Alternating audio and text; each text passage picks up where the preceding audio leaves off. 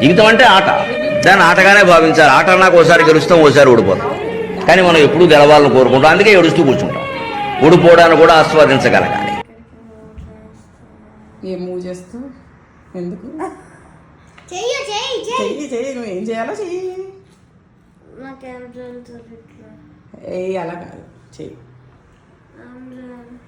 ఏదో చెయ్యి.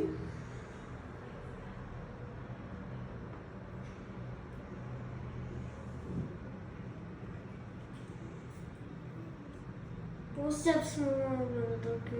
No, only one step. You can move only one step. ఇక్కడికంటే సరే ఎటంటావా? ఇక్కడికంటే ఆ అనాలిసిస్ నువ్వు చేసుకోవాలి.